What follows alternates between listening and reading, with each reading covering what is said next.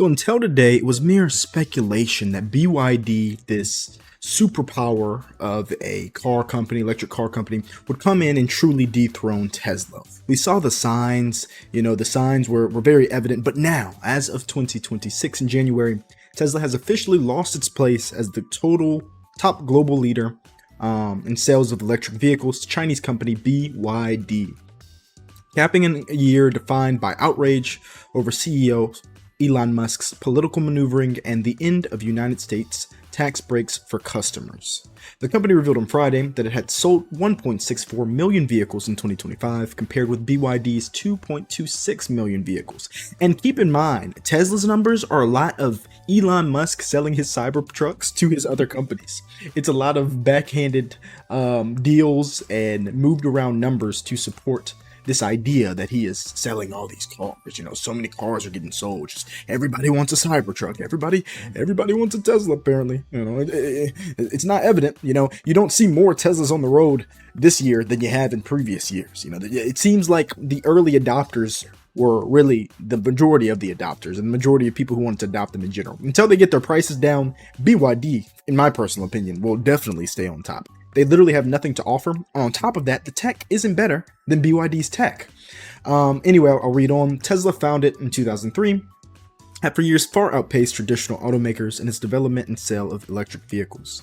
However, the market has become increasingly crowded with competitors, with China's electric vehicle market bounding ahead. Musk's embrace of US President Donald Trump in 2024 and subsequent spearheadings of controversial government efficiency panel DOGE behind widespread layoffs of federal workers has also proved polarizing. The political foray prompted protests at Tesla facilities and slumps in sales. The company's fourth quarter sales totaled 418,227, falling short of the much reduced 440,000 target. So they already reduced the target and then they fell short again. And you could talk about, oh man, yeah, it's his Trump stuff. He was dealing with Trump. Obviously, that was a major blunder on Elon this year. We all knew he was crazy before, but this year, just his lack of consistency as a human being, as an existence on this planet, reached all-time highs. His delusion reached all-time highs. And yet, people continue to support this man and continue to allow his net worth to grow. He was even approved for the $1 trillion pay package that he asked for. That sounded fake, and yet they approved it because he strong-armed them into it. He owns his board. There are a bunch of yes men in place on his board.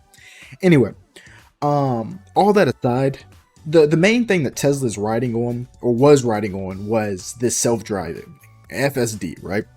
And the thing is, FSD will only be a large competitive advantage until they release it and other companies just take the software that they're making. Because what Tesla has done is put tons of money and research into the system that allows their full self-driving to be above anybody else. But most other car companies, which people would rather go to, drive, use, they're just going to take the tech or the major breakthroughs that Tesla has spent all this money on to make, and they're just going to attach it to their vehicles that people already love. Your Dodge Charger is going to have FSD. Your Honda's going to have FSD. The vehicles that we know last, the vehicles that we know for some of us have real engines, gas engines. So there's really no advantage to buying a Tesla specifically. Which is why, again, he tried to, take X and make it XAI, and why he's trying to combine or send money in between all these different companies to make it look like there's significant cash flow. But the reality is, it is completely overvalued, and everything that he owns is completely overvalued. The neuro, whatever, what's it called? It's on the tip of my tongue. You know what I'm talking about. His neuro company, the brain chip company. I can't believe that word's out of my head. That is about the most valuable futuristic tech company that he owns or has. His autonomous robots have been shown over and over again to be behind other companies that are currently working on it. So he has no advantage there. He has no advantage with the cars because BYD has beat them. They have better tech inside already. They have nicer user experiences and they're priced better. So there are just so few reasons why a person would go out and buy a Tesla versus BYD outside of the US.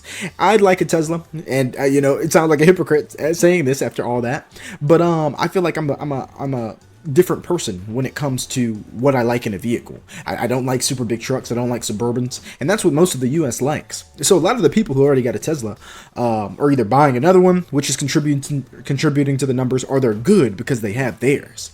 And for the people who are interested in Teslas, those are probably still the people who would have been early adopters if they could have been, just leaking in and buying Teslas. I don't think that there's been a mass adoption of accepting electric vehicles and people sacrificing their gas vehicles for electric vehicles. And I think for a long time that won't be the case, especially until they get the range problems underway.